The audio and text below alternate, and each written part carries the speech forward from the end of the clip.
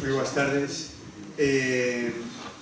Primeiramente, en nome do Ateneo Atlántico, agradecer a todo o público a súa presenza e, obviamente, de maneira moi particular a Gonzalo Navaza, que nos vai falar dun tema no que é unha máxima autoridade, un especialista, que é na nosa toponimia. Hai un momento, falando con él, decíamos que somos amigos desde o século pasado, ¿no? O que é literalmente certo. Que creo que a verdade que presentar a Gonzalo en Vigo case pode ser algo redundante, non? Debido a súa trayectoria e máis no terreo do que nos podes falar, que Gonzalo é membro da Academia Galega, é un especialista en toponimia, é doutor precisamente con unha tese sobre fitotoponimia, ademais de ser creador en lingua galega como poeta e como narrador, como especialista obviamente no ámbito académico e profesor titular da Universidade de Vigo, creo que é un activo, e que, polo tanto, a verdade é que resumir, creo que é innecesario, resumir a súa amplísima e importantísima trayectoria. Agradecerle a presenza no nome do Ateneo Atlántico, para non ser un placer telo aquí, e para min en particular, porque, xa digo, é unha bella amizade que ademais estivo na que tivo presencias moi activas no ámbito de proxectos, recordo, participamos bastantes xuntos, proxectos de divulgación cultural na prensa galega, por exemplo, dos anos 90, e que, polo tanto, é gratísimo poder compartir con ele este momento. E pouco máis, agradecer a toda esa presencia e escoitalo. Moitas gracias.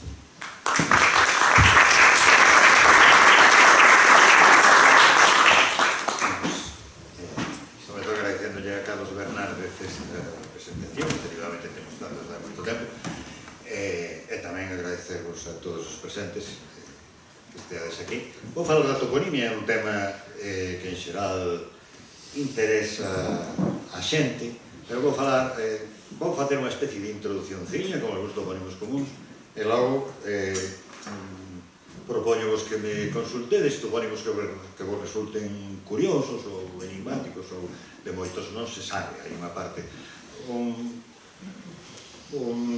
recoñecido especialista na toponimia galego-portuguesa, un alemán chamado Joseph Pil, dicía que aproximadamente un 10% dos topónimos son irrevisiblemente escuros, non imos poder... Hai zonas onde, fundamentalmente porque se dispón de máis documentación antiga, esa porcentaxe pode diminuir,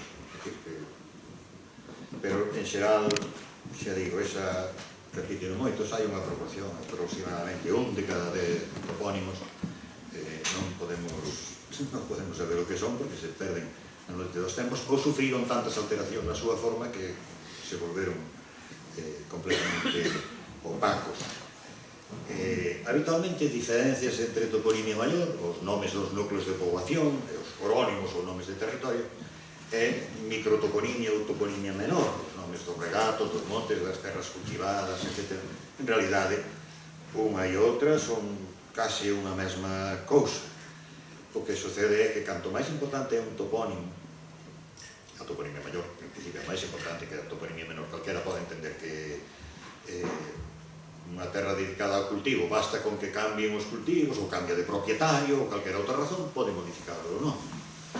De maneira que canto máis territorio designe un nome, máis sobrevive ao longo do tempo. Os nomes dos ríos, por exemplo, non só os ríos galegos, sino en toda Europa os nomes dos ríos son prehistóricos. Sobreviven ao longo dos séculos e dos milenios os nomes que tiñen en épocas prehistóricas, porque é fácil de entender que se poñan de acordo fulano de Lugo, un de Portomarín, un de Ourense, un de Ribadavia, un de Tui, outro da Guarda, a cambiarlle o nome ao río que lles pasa por diante.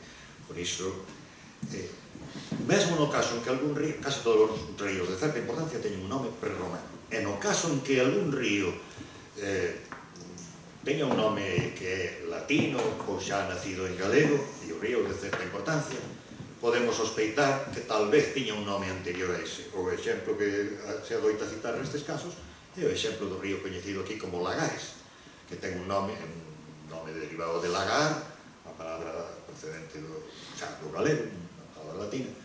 Como se chamaría o río? Pois hai suficiente documentación medieval, prácticamente ata o século XVII, onde lle chama ao río o nome antigo que tiña, que era Sárdoma, que sobrevive o nome do río no nome dunha das parroquias que baña, pero en orixe era o nome do río e non o nome da parroquia. E ademais é un río que ten os ríos prerromanos, os nomes prerromanos dos ríos pois poden clasificarse nunha serie de familias que se repiten por toda Europa con formas semellantes. Pois é esta raíz Sar, que significa río, que é a mesma do río Sar, do Sarela, está presente en outros ríos europeos. Se non soubésemos pola documentación medieval que o nome do Lagares, o nome antigo era Sárdoma, poderíamos chegar a deducilo hoxe, porque no seu curso alto, na parroquia de Cabral, ten un afluente que se chama Sardomela. E é moi habitual, e unha zona de Cabral, se non sei se hai alguén de Cabral, unha zona que se chama Sardomela, que é un diminutivo de Sárdoma. É moi habitual que os ríos de certa importancia teñan un diminutivo para o nome dos seus afluentes ou do seu curso alto. Eu que son de Lalín, o río principal de Deza é o río Deza, e un afluente chamábase, porque hoxe se alterou a forma, chamábase Dezón, pois é o que deu o nome, o concello de Dozón. Ainda que teña esa denominación en on, é un diminutivo de Deza, igual que o río Avia ten un diminutivo que é o río Avión, o que dá nome ao concello de Avión. Esa outra raíz coñecida, esa de Avo, moi repetida en moitos ríos europeos. Desviei-me co de Sardomela para comentarvos este detalle, que ás veces pasa que moitos ríos teñen no curso alto un diminutivo e que se dixen dos derivados co sufixo on e non con ela, pero, por exemplo, o río Tea, o río de Pontarés, ten no seu curso alto un val chamado Val de Tielas. Tielas é un diminutivo de Tea, son os brazos que conforman o río. De maneira que, xa digo, se non soubésemos pola documentación escrita que o nome antigo do Lagares era Sárdoma, o feito de que haxa no curso alto dun río un afluente chamado Sardomela e que no seu curso, máis adiante, haxa unha parroquia chamada Sárdoma, xa sería suficiente indicio para sospeitar iso. Todo isto viña a conto de que canto máis importante é unha realidade xeográfica, máis sobrevive ao longo dos séculos e dos milenios o seu nome. Por iso, ás veces, un pregúntase o nome da Serra do Galiñeiro, unha realidade que destaca tanto na paisaxe como non ten un nome prerromano, seguramente tiña. Ou o Monte Pindo, o famoso Pindo da ría de Carnota, entre muros de Carnota. Pindo aparece documentado na época medieval como Pinetu. Pinetu parece que é un colectivo de piñeiros, a pesar de ser unha zona de pedra. Pero o interesante é que ese nome é un nome que ven do latín, relativamente recente, quero dicir, ten menos de 2000 anos, cando esa realidade, cal sería o antigo nome do Pindo? Pois todo leva a pensar que era o nome Carnota, que hoxe precisamente sobrevive no nome de dúas parroquias distintas. Cando un nome se comparte por dúas parroquias era o que se chama un corónimo, era nome de territorio, non era o nome do sitio concreto. Bueno, ten un primeiro comentario que quería dicir. A segunda cousa que me interesa repetir é o valor patrimonial dos topónimos.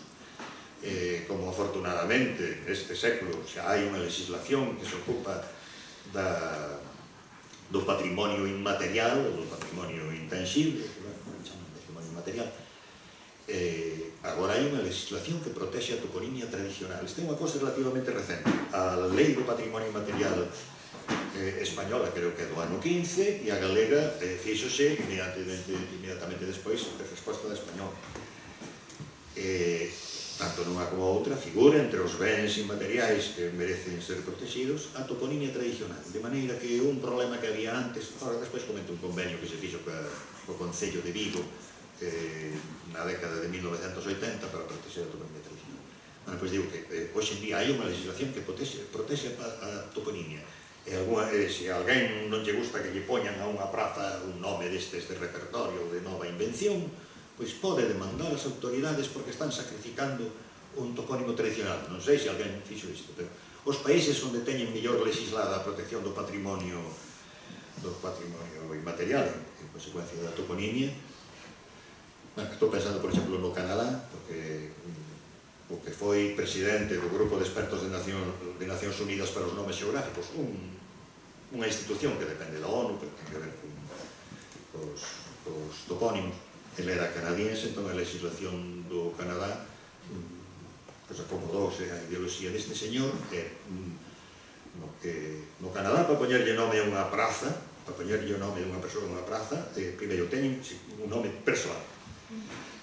Isto é o que vou falar aquí, é que nos dedicamos a onomástica, estamos moi en contra do que se chama toponimia conmemorativa e honorífica, cando nos medios urbanos parece que de maneira inconsciente xa pensan que é un panteón de personalidades ilustres, os nomes. Esta é unha cousa relativamente recente, o de poñerlle nomes de persoas ás vías públicas, e seguramente ten que ver coa Revolución Francesa e con Napoleón, que empezou a poñerlle a partes de París nomes das súas batallas. Digo que é unha cousa relativamente recente, do século XIX. Os liberais galegos, en canto se proclamou o trienio liberal no ano 20, unha das primeiras disposicións que tomaron foi poñerlle ao cantón o nome de Porlier. Pois iso non se facía antigamente, o de denominar, pero hoxe parece que arraigou moito esta idea de que o rueiro dunha cidade ou dunha vila ou que sexa, pois é unha especie de panteón de personalidades ilustres que lle hai que dedicar o nome. Xa digo que os onomásticos estamos moi en contra, bueno, que xa non digamos do que lle chaman toponimia de repertorio, se fixo, eu que sei, todas as rúas de unha zona determinada, pois nomes de paxaros ou nomes de provincias españolas ou este tipo de cousas. O que se debe facer, bueno, pois no Canadá, si se abre unha nova vía pública, o primeiro que teñen que demostrar é que non hai documentación que lle dea nome a ese lugar. E se lo dá, é dicir, se existe documentación de que ese lugar tiña un nome previo, en Galicia casi todo ten un nome previo, para impoñerlle un nome destes de nova creación teñen que pasar non sei cantos anos despois da morte do individuo, que queren homenaxear, teñen que... Bueno, está moi restringido esa cousa. En ambientes de xente que se dedica o traballo sobre a cuestión patrimonial, xurdiu desde hai algúns anos, bueno, xurdiu, a tendencia xa existía, pero a etiqueta de chamarlle o modelo toledano ten que ver co que fixo a cidade de Toledo cando presentou a candidatura para ser designada Patrimonio da Humanidade por parte da UNESCO. E o que fixo foi recuperar os nomes históricos de todas as rúas de Toledo, pero non suprimiu a xente homenaxeada, de maneira que os homenaxeados quedan únicamente na placa, ese é o que lle chaman hoxe o modelo toledano, pero a rúa recupera o nome histórico, pero xe que xa o tiña, de maneira que un pode ver ali Calle del Barco, e debaixo dedicada a Maurice Barré, pero Maurice Barré non é o nome da rúa, ou Calle de non sei que, debaixo dedicada a Gregorio Marañón. Durante 40 anos chamouse Gregorio Marañón, pero restauraron o nome histórico e iso queda únicamente na placa como dedicada a este o que lle chaman o modelo toledano. Non me quería deter nesta cuestións da toponimia urbana, porque son poucas veces tradicional histórica, pero sempre me gusta insistir nesta idea de que con frecuencia o mundo urbano en Galicia tratou o rural como se non tivese historia previa, e as cidades medran, ocupan territorios como se fosen aqueles mapas do século XVII por aí de África, que había 4 nomes e logo, pois, aquí leones, decía, non se sabía nada. Pois, ás veces pasa unha cousa parecida, a falta de respeto na expansión do mundo urbano coas tradicións e cos nomes do mundo urbano, de maneira que os que nos dedicamos a isto, cada vez que se abre unha vía pública ou unha praza, o máis recomendable é darlle o nome que tiña históricamente ese lugar, aínda que se modificase a realidade, que se alterase. A cidade de Santiago de Compostela, por exemplo, é un bo exemplo, é unha mostra evidente. Todo o casco vello ten toponimia tradicional, foi respetuosa coa toponimia tradicional.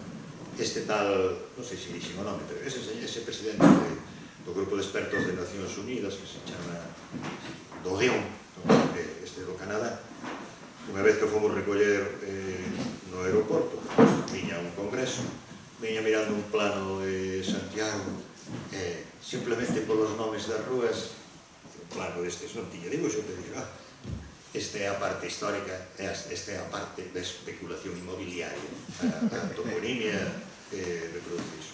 Bueno, cito o exemplo de Santiago, e como sigue chamándose Porta da Mámoa, unha entrada do casco vello,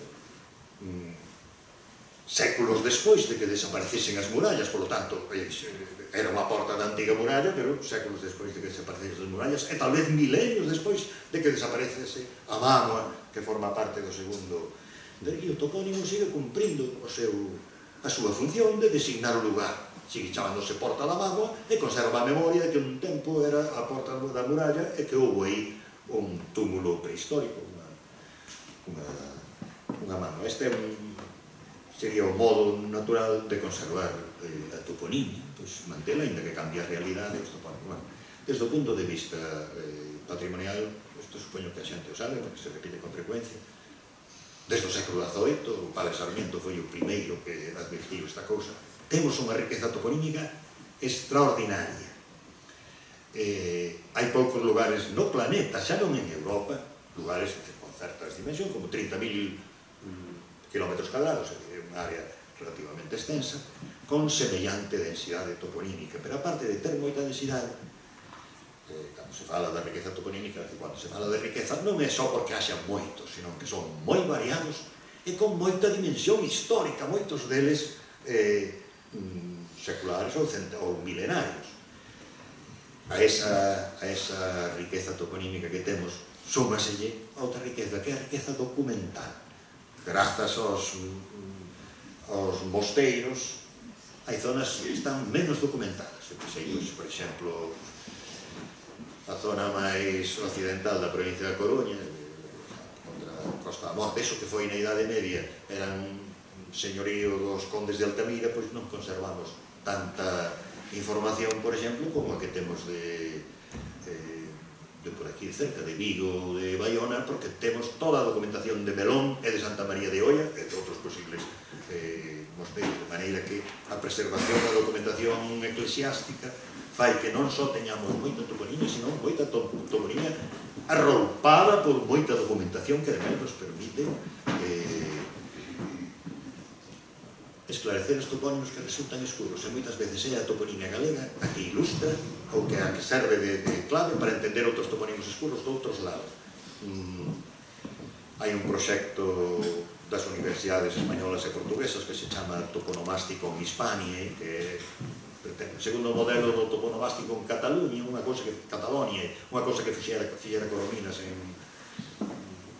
Joan Corominas, o famoso filólogo catalán, que fixera en Cataluña, ora pretendese facer para toda a península. Na última reunión dese proxecto, por exemplo, saíron algúns topónimos. Estaba falando de como os topónimos galegos iluminan topónimos escuros de fora. Hai unha cidade nas proximidades de Barcelona chamada Igualada. Sabíase que en latín medieval era aqualata, es decir, isto xa se coñecía, pero pensábase que ese lata era un adxetivo latino que significa ampla ou ancha, como en sentido lato, como se diga o lato senso, esta cousa en amplo. Pero en Galicia hai moitos topónimos que tiñan en latín esa forma, e ese lata é que designan canalizacións de auga. É auga conducida. Ese lata é o participio do verbo fero, que significa levar. Estas augas augaladas ou agolada duraron aproximadamente hasta o ano 1000. A partir do ano 1000 a palabra volvese medio escura, a palabra agolada, e volvese escura entre outras cousas porque nos sitios onde cae o L, o L intervocal, e con galego é normal que desapareza o L entre dúas vogais. Volare, do latín, en galego é voar. Pois as agoladas máis antigas acabaron dando aguada, como a da voso, como a do teu concello. E tamén en Portugal hai varias aguadas que eran agolada. Entón, como a palabra aqualata se desfigura no propio paso do latín ao romance, recrean ou reinventan a palabra e xa lle poñen a segunda parte máis transparente para os falantes da época, chamanlle auga levada.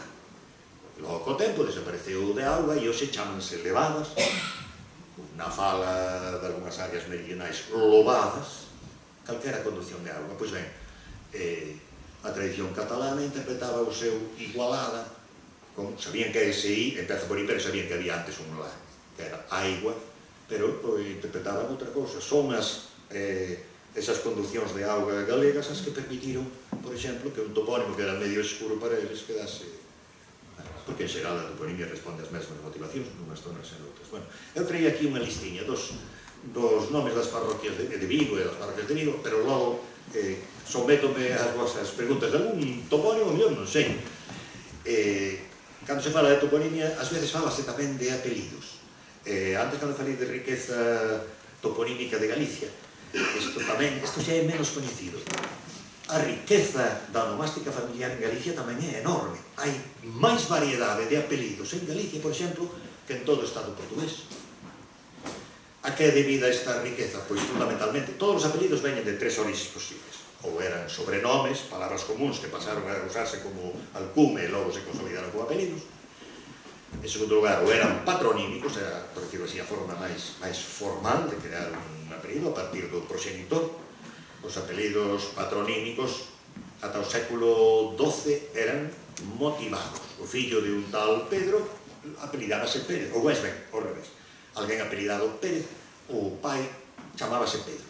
Pero a partir do século XII deixan de ser motivados e pasan a ser herdados.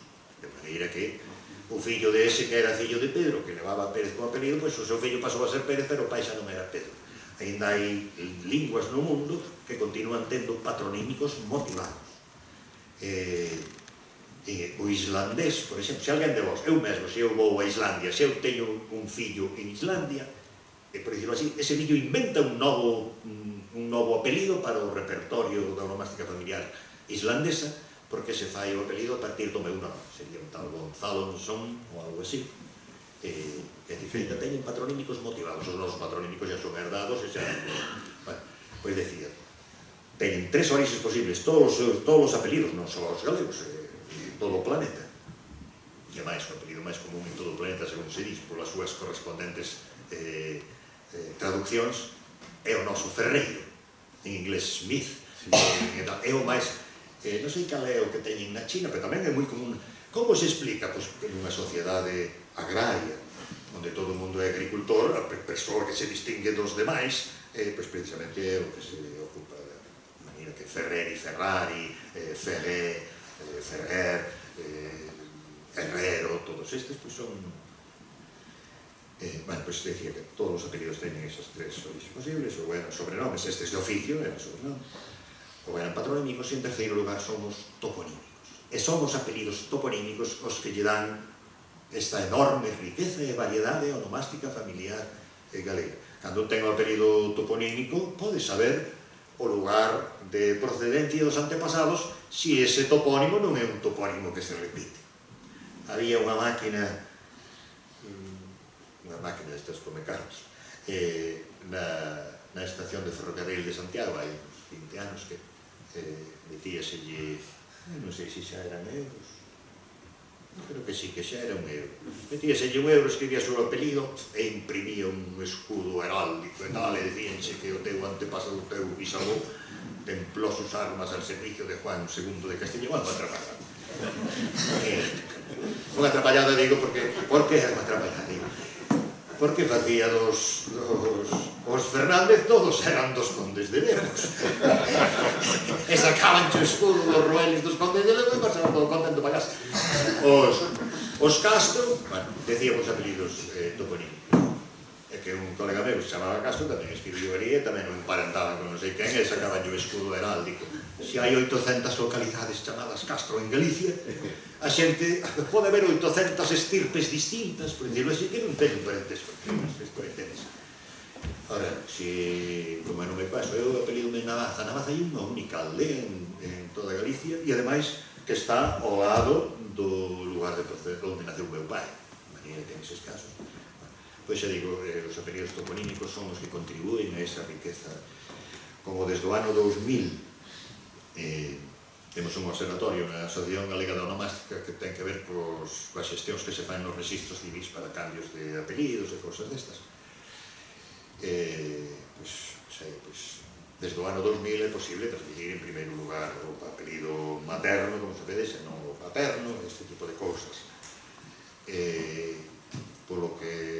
Por unha información que eran os compañeros meus da Asociación Galega de Onomástica, parece ser que nas modificacións, nas sustitucións de apelidos por outros apelidos ou na alteración da orde, casi sempre é para preservar un apelido toponímico que son os que funcionan como máis como sinais máis distintivos, máis carga de identidade. E entón están moi emparentados, topónimos e apelidos, pois forman parte de unha cousa. Acerca de Vigo, primeiro, Vigo, é o que está coñecido, Vigo é unha palabra latina, que era vicus, o que a mellor que non é tan coñecido é que na etimoloxía esta de vicus, vicus en latín, ou vicus, é o correspondente do grego oikos, que isto todo o mundo lle soa por os yogures, tal vez, pero é o nome da casa, é o nome da economía, é o ecoloxía, ou todo este... De maneira que o vicus, igual que o oikos en orixe, era unha soa casa. Pero, porque isto pasa moitas veces, estas palabras comuns que significaban un núcleo de poboación. Vila, en tempos dos romanos, era unha casa de campo.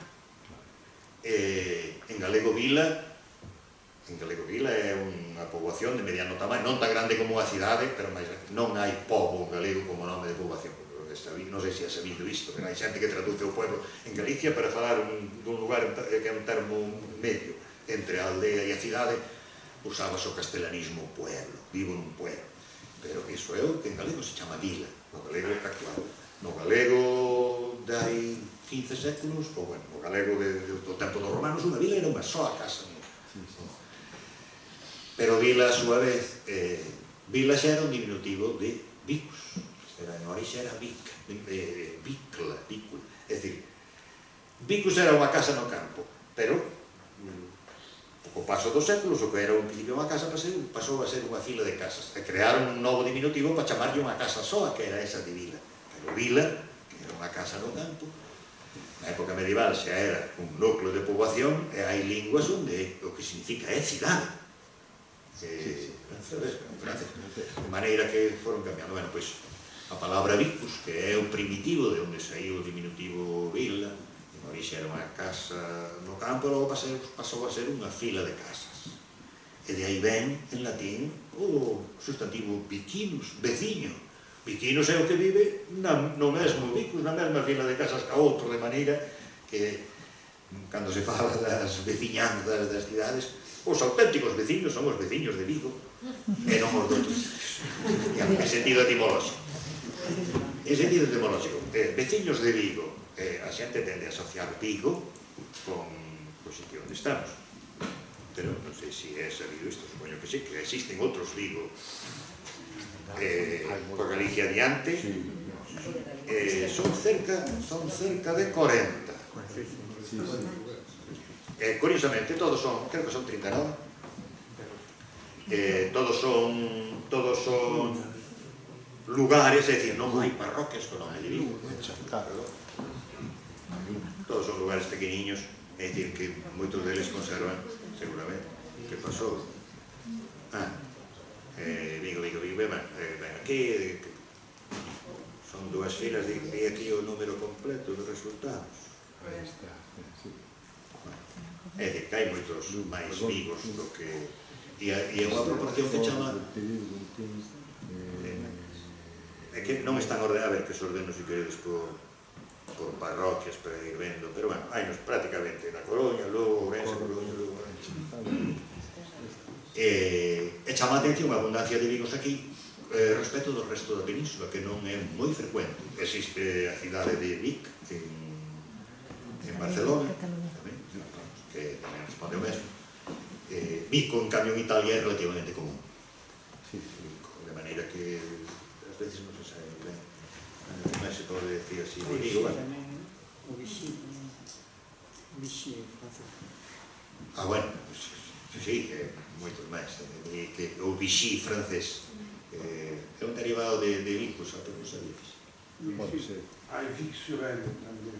Vic-sur-Elle, pois, ese sí que é Vic, a mesma forma catalana. O Vic catalán durante un tempo escribían con CH, non sei se alguén ten unha rareza, porque pronunciábase Vic, pero escribían con CH, Vic. Como moitos apelidos cataláns que acababan en Ic, escribían o CH, moitos acabaron, a xente pronunciaba Antich, cando teria que ser Antic.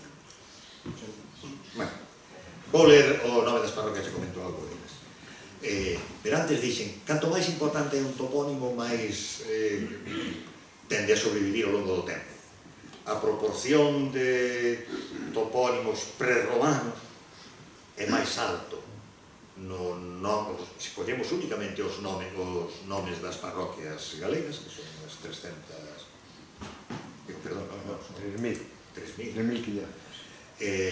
Se collemos os nomes das parroquias, a proporción de topónimos de orixe prerromana é moito máis alto que se collemos o conxunto do nomenclator. Porque iso tamén é un indicio de que as parroquias son máis importantes, sobreviven máis ao longo do tempo, é dicir, hai máis topónimos prerromanos nos nomes das parroquias que nos nomes dos lugares. E hai máis nos nomes dos lugares que nos nomes das terras cultivadas na microtoponiña, en xeral. Vou ir comentando por orden alfabética os nomes das parroquias. A primeira que ven aquí é Alcabre. É moi coñecida esta terminación bre dos topónimos galegos, que se cree mesmo os máis anticeltistas, como é o caso de Ramón Menéndez Pidal, aceptaba que os topónimos galegos en bre, en obre, dicía el, houve un tempo que se pensaba que o o formaba parte do elemento, ou se sabe que non, que é simplemente bre, que é o mesmo que os romanos recollen coa forma culta como briga, que significa fortaleza ou monte, en orixe significaba fortaleza, logo pasou a ser monte, monte, logo monte fortificado, e logo castro, prácticamente ven significando castro. O que ten de particular Alcabre é que non ten un o no primeiro elemento. Todos os demais, Sillobre, Badallobre, Canzobre, ou tamén os que alteran o R, se cambia o R de sílaba, o Castrobe, Lestrobe, Lestobre, todos estes teñen un o antes do segundo elemento. O raro de Alcabre é que teñen un a e alca, pero non dubidan os especialistas de que fai referencia posiblemente tamén a un castro que é unha poboación prehistórica polo bre final, que é o primeiro elemento. Moralejo Laso, un catedrático de Santiago, que divulgou na España do franquismo os coñecementos que había sobre toponimia noutros lados, foi quen difundiu, por exemplo, os estudos de Joseph Pil, este alemán que comentei, que residía en Lisboa, quen difundiu en Galicia os estudos de Pil. Este pensaba que o primeiro elemento alca ten que ver co nome de un cérvido, coace, que se repite en moitas linguas de Europa. Hoxe máis ben pensamos que é unha alteración de arca, cando pasa nunha palabra hai un R, arca, e logo hai outro R, bre, é fácil que disimilen, un deles pasa a L. Non é probable que fose Arcabre, o castro da Arca, pois habería unha arca. Arca é un dos nomes tradicionais para os túmulos prehistóricos, para as mamas ou para as... Mais ben, tende a chamarse mama cando están cobertos de terra, é dicir, que se ve un montículo. En cambio, cando están xa liberados do montículo, desprovistos, chamase casa, arca, fornela ten outros nomes, distintos dos de mama, a mama é cando está coberto. De maneira que xa Alcabre é un topónimo prerromano, sen dúbida ninguna. Beade, igual que o Beade do Ribeiro, ven do nome persoal da época medieval, Beatus.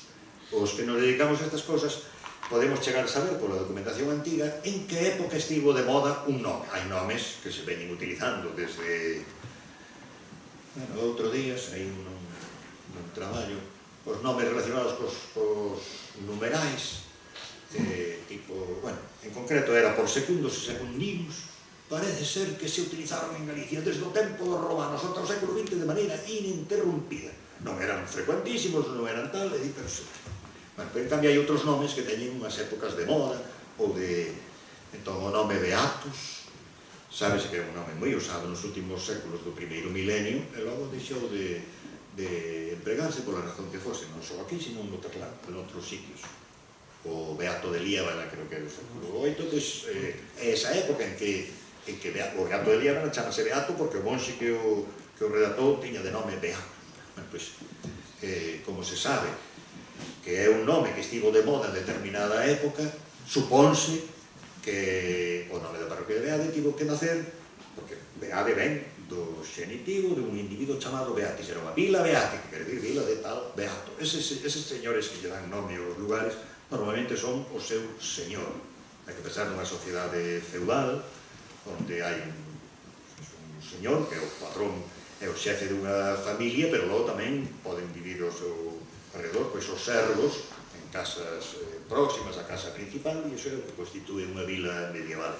E estas vilas moitas veces levaban o nome feito así en xenitivo do seu señor.